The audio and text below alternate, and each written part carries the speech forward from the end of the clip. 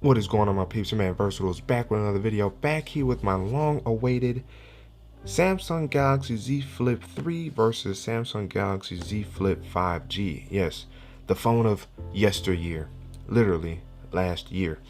This phone was phenomenal to use, to experience. Again, shout out to the supporters who helped out with this on the channel. Wow, what an experience it was being a part of the foldable guinea pig squad. And now we are here to compare against what is today's year, the Galaxy Z Flip 3. Now, of course, as you guys can see right off the bat, there's been some physical hardware design improvements and changes. But before we get into the nitty-gritty of that, let's talk about one thing that has clearly changed even in just 1 year's worth of time. The boxes. Look at this. Look, the box was even physically larger than larger and taller than you guys won't be able to tell here, but it's literally taller just by like a hair than the Z Flip 3's case, and the phones are the same size, right? This is the Z Flip, and I like what they did for presentation. Look at that beauty right there. Open it, it says flip. Oh my goodness. And I mean, even the way you open the boxes now have changed, you know, from a sliding feature to typical. Of course, this one finally opened like this, right? And you were greeted with the future changes shape. Woo! Boy, they were hyping up this phone, and it was kind of, look at what you got inside. You had got a charger, you got cables. I mean, you got the whole 9 yards. Oh, goodness gracious. Inside here, more stuff. I mean, just look at all this. Now, granted, yeah, maybe it is a good idea to cut down on your on the amount that you're actually, you know, using in terms of paper, cardboard, and all that type of stuff. Maybe that's considered your carbon footprint, right? And making something much more to the point. Now, I do wish we had a little bit more padding in these cases here, of course. But, you know, it is kind of nice getting something that's straight to the point. It does kind of dumb down the unboxing experience a little bit. But the biggest change outside the phones was the boxes. It's literally like half the size. It's literally half the size of the box. It's just crazy. Now, to get the boxes out the way, let's talk about, for real, what are the actual changes that we see inside? Well, if we open up each phone here, goodness, and guys, as you guys can see, and now you guys might see something a little funny right there, but no screen protector. I took it off when I immediately got this phone, right? Well, with this phone, I still have it on. Now, I may take it off, but I have not noticed a big difference in terms of being able to, yes, close play, touch the screen. So that's one of the things I've noticed there. And let me know down in the comment section below if you guys really notice the difference in terms of the software. I'm using a filter on my lens right now, so it might be distorting the look just a little bit, but we're really not going to harp too much on the software. But some of the software changes is as a result of One UI 3.1.1. and if you didn't catch my recent video I dropped about 3 of the biggest features, it was about the cover screen, of course, flex mode getting a big improvement and update, and the Samsung internet browser being able to do a drag and split feature, being able to essentially bring up 2 articles at once. Something else that some people may not realize is that with One UI 3.1 on the Z Flip 3, you get the Google Discovery feed over here on the right, and if you swipe back, you pinch out, you can actually change that between the Google Discover and Samsung Free. Samsung Free is basically Samsung's TV Plus, where you can watch a ton of free TV. All you need is Wi-Fi and like Wildin' Out. Yes, Nick Cannon's Wildin' Out has a channel on there that you can watch reruns all the time. So that is interesting there. And then one of the other changes here is just a UI tweak and update in terms of refining it, just making it more clean, you know, iconless apps for your Edge panel. So some of the things I immediately noticed off the bat, along with other changes and updates, of course. Whereas with One UI 3.1, I don't have it activated, but you only have Samsung Free right now. And then, of course, if we swipe over, icons in the actual app in the edge panel, as you guys see there.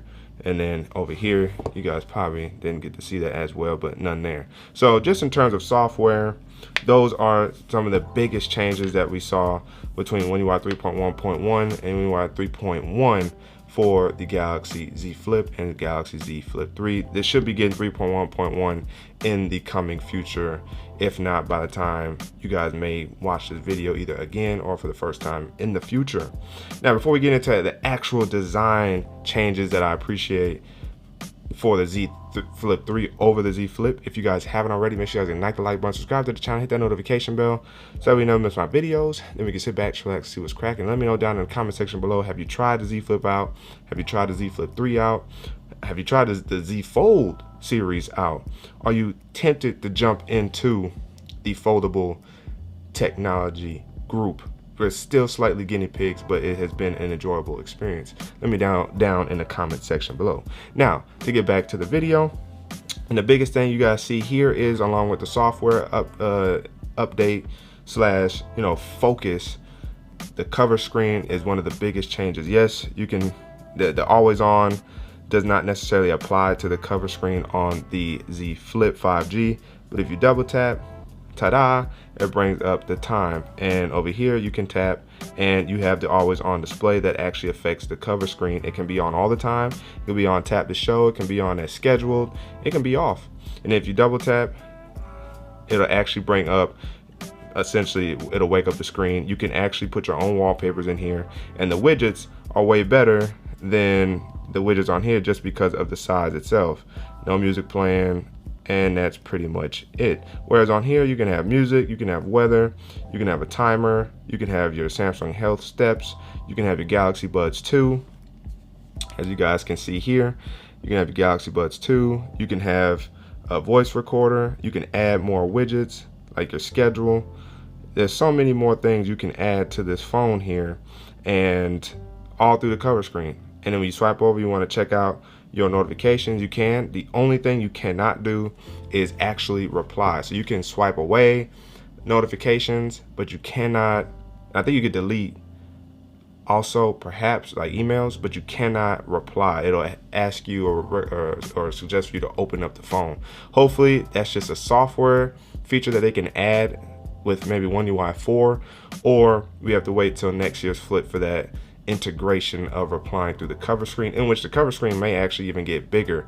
I mean, we see how much smaller the Z Flips is and how just gargantuan it got with the Z Flip 3. Imagine next year almost the entirety of the front cover being a cover screen. Woo! Also, design changes, if you guys look here straight on, cameras. These are basically outdated or just decent at best cameras, whereas the Z Flip 3's cameras are a world of a difference. They are so much better, they're much more refined, up to date. I believe they may have upgraded the camera modules itself as well, but the quality that you get out of the cameras, way better, way more functional. All right, so now what are some things that I do like about the Z Flip and the Z Flip 3 rather, is the color choice. Now this is supposed to be Phantom Black, and this is Mystic Gray, I believe.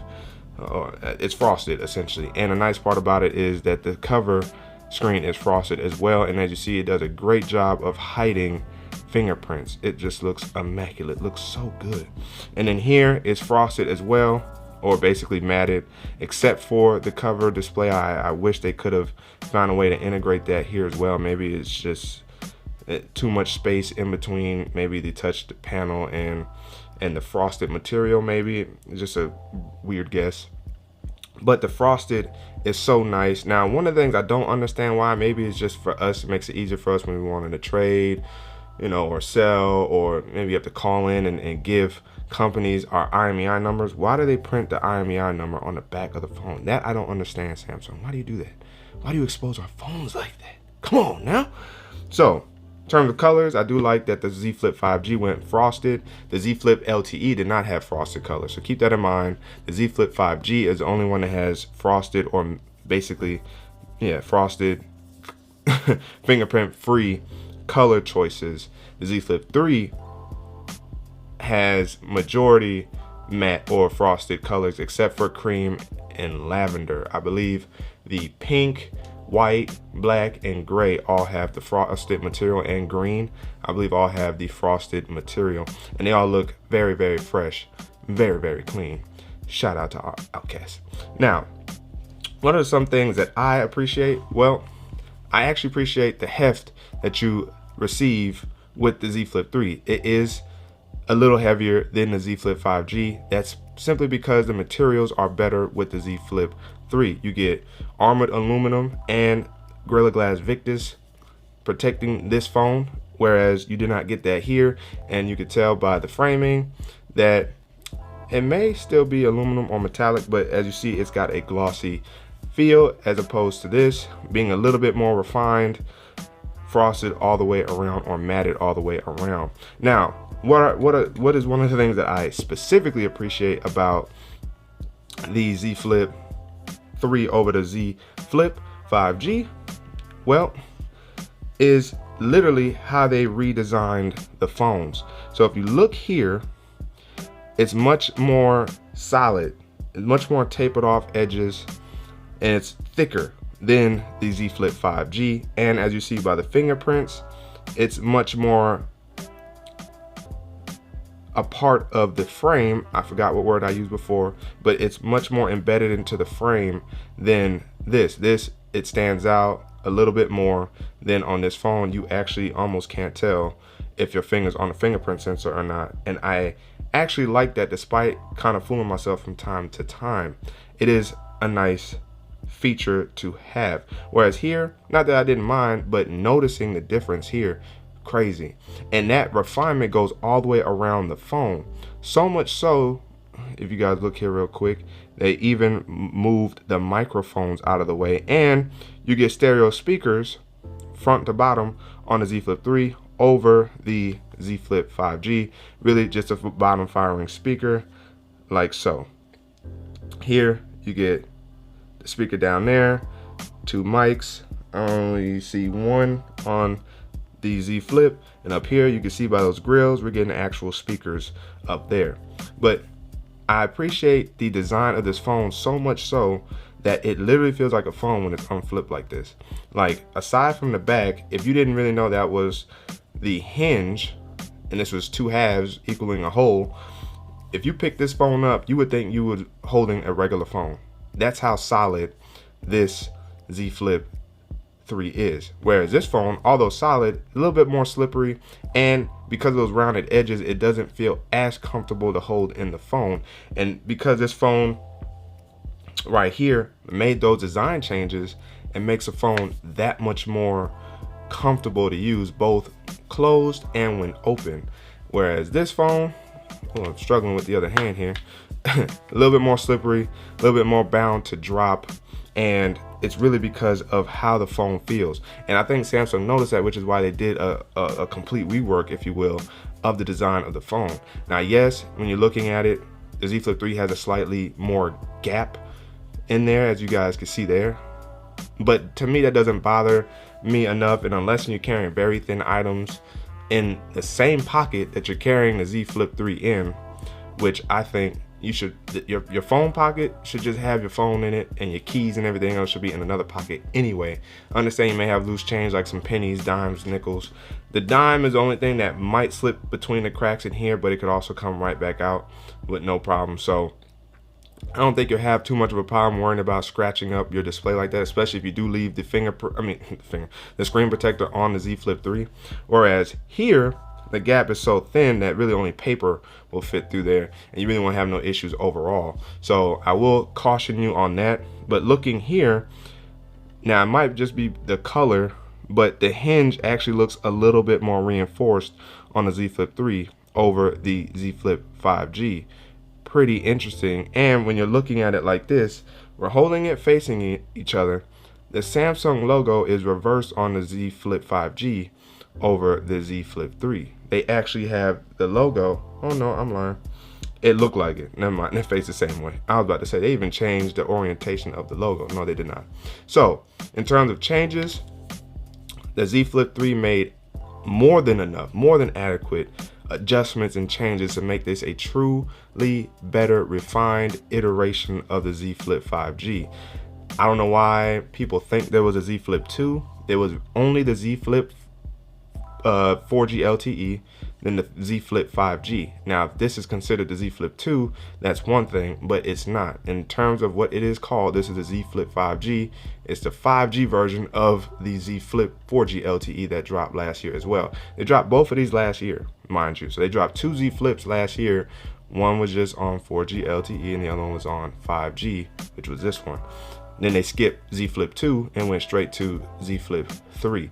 So in terms of nomenclature, don't be so confused by that. There was just 2 variants of the Z Flip. There's 1 variant of the Z Flip 3, and I can highly suggest this, especially given the different price points. If you could only get the Z Flip 5G brand new, you're paying $1,400 for this, whereas you're paying $1,000 for the Z Flip 3. Now, granted, it's a new year, so most likely you're gonna find this much closer to $1,000 to $1,200. I mean, you should even find it below $1,000, especially given the fact that the Z Flip 3 is now $1,000 retail price. And then, of course, if you take advantage of trade-in deals or your carrier deals, you could get this phone for doggone near free. If my wife wanted to trade in her iPhone 11, she could get the Z Flip 3 for free on our plan. So you can get good deals on the Z Flip 3, and I highly suggest you take advantage of it if you're contemplating grabbing a Z Flip 3. The foldable, likewise, the Z Fold 3 likewise has some deals running for that, of course. But in terms of getting a good bang for your buck in terms of trade-in and just retail price, $1,000 is much easier to swallow than $1,799 or what they were trying to charge last year for experimentation, which was a little confusing to me because it definitely should not have been no $1,400, but they were really kind of pushing 5G and making it almost expensive to try to get into, but it's because it was in its infancy, and surprisingly, most things to its infancy cost money to get into. But now we're beyond that. Samsung has dropped the price and it's recommendable at $1,000, especially with all the adjustments that they made. So that is the comparison between the Z Flip 5G and the Z Flip 3. Let me know down in the comment section below if this benefited you, if you enjoyed it and liked it. Has this made your decision easier in terms of which device you want to choose? Again, I mean, I could still recommend the Z Flip 5G, but what I'm ultimately recommending is that Z Flip 3. It's just too clean. It's too fresh. It's too clean. Shout out to Outcast again. Woo. And that matte black is just crazy. This at first it's like, oh, I like it. It really draws attention until the fingerprints get on your nerves. You're like, please, I want one solid color, please. So again, as always, if you guys haven't already, make sure you guys ignite the like button, subscribe to the channel, hit that notification bell, so that way you never miss my videos. And we can sit back, chillax, see what's cracking. With your man Versatile signing out until the next video. Wait, oh.